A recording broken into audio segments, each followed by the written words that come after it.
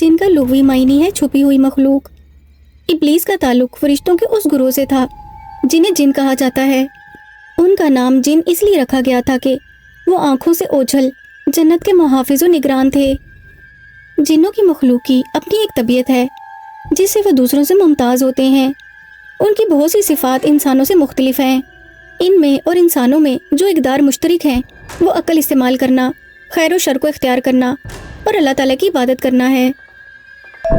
चंद साल कबल लाहौर में रहने वाले अल्लाह के एक बरगज़ीदा बंदे के पास एक बावकार और खुश शक्ल आदमी आया जिसका ताल्लुक पंजाब के एक मशहूर शहर से था। वो एक ऐसी मुश्किल में गिरफ्तार था जो जाहिर भी नहीं कर सकता था और छुपा भी नहीं सकता था।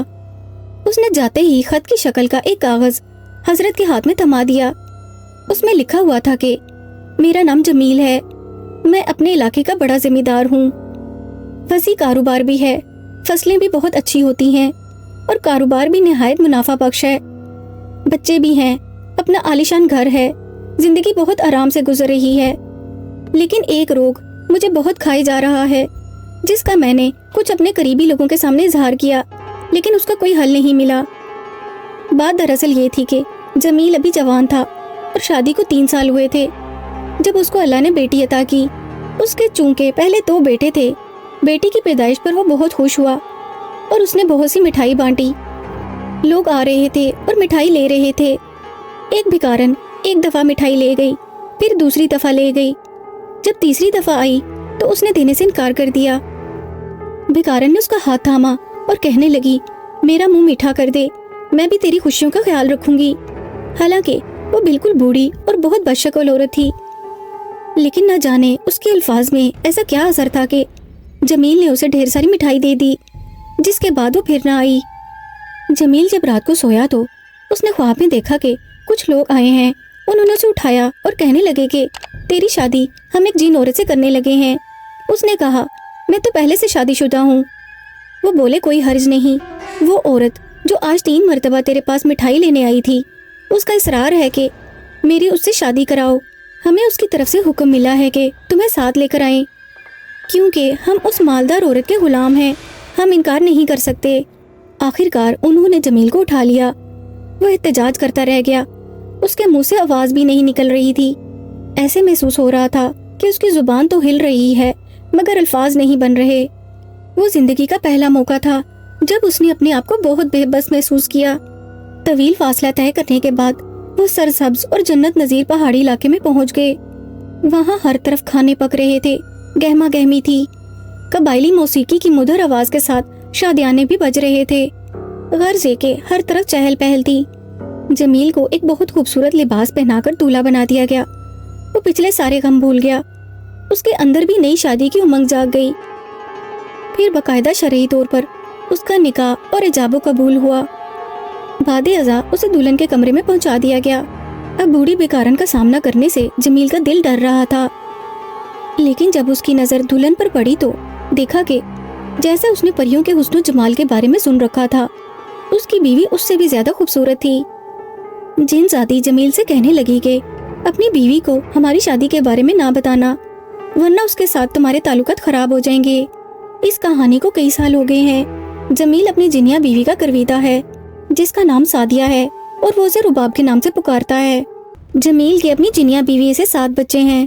जिस वक्त जमील की रुबाब से शादी हुई थी वो बहुत गरीब था। उसके बाद मालो दौलत और इनामाते खुदावंदी उस पर बारिश की तरह बरसे। उनके दिन रात बड़ी खुशी से गुजर रहे थे। बाज़ औक़ात वो अपनी इंसानी बीवी से किसी दूसरे शहर जाने का बहाना करके या अपने किसी दोस्त के यहाँ रहने के बहाने से हफ्ते में 2-3 दफ़ा चला जाता है और रुबाब के साथ वक्त गुजारता है। रुबाब के खादिम उसे पहाड़ियों पर ले जाते हैं जहाँ दुनिया की हर शय मैसर है। उनके 7 बच्चे उससे बहुत मोहब्बत करते हैं और उसे भी उनसे मोहब्बत है। वहाँ पर जमील के 5 बेटे और 2 बेटियाँ हैं। जमील के इंसानी बच्चों की तो शादियाँ हो गई हैं और जिन्नाती औलाद भी जवान हो चुकी है।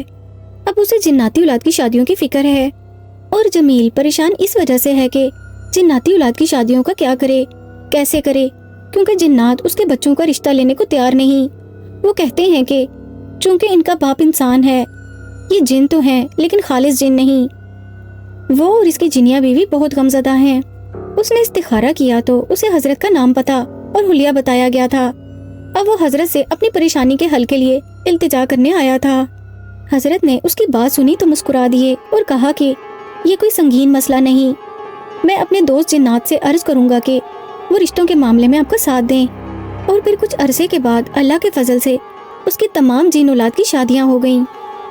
حضرت نے اسے ایک وظیفہ بتایا تھا جو کہ اللہ تعالیٰ کا ایک صفاتی نام کا ورد تھا، جسے خود اسے، اس کی جن بیوی اور اس کے بچوں سب کو پڑھنے اور پانی پر دم کر کے پینے کی تاکید کی تھی۔ حالات حسب منشا ہونے کے بعد ایک روز اس کی جنیا بیوی حضرت سے ملنے کے لیے آئی۔ نہ صرف اس نے شکریہ ادا کیا بلکہ ڈھیروں تحائف انہیں پیش کیے جو انہوں نے غریبوں اور ضرورت مندوں میں تقسیم کر دیے۔ جنات اور انسانوں کے درمیان شادی بیاہ کے واقعات معتبر روایت میں موجود ہیں۔ ان واقعات سے جنات کے بارے میں نئی معلومات حاصل ہوتی ہیں اور یہ بھی پتہ چلتا ہے کہ جنات مسلمان، عیسائی، یہودی اور بدھ وغیرہ ہو سکتے ہیں۔ وہ اپنے عقائد و مذہب پر بھی عمل پیرا ہوتے ہیں۔ ان میں ہر طرح کے، حتیٰ کہ مذہبی اختلافات رکھنے والے لوگ بھی موجود ہوتے ہیں۔ محترم ناظرین، اگر آپ کو ہمارا آج کا واقعہ پسند آیا ہو تو اس ویڈیو کو لائک اور شیئر کیجیے اور ہمارے چینل اشال اسلامک اسٹوریز کو سبسکرائب کیجیے۔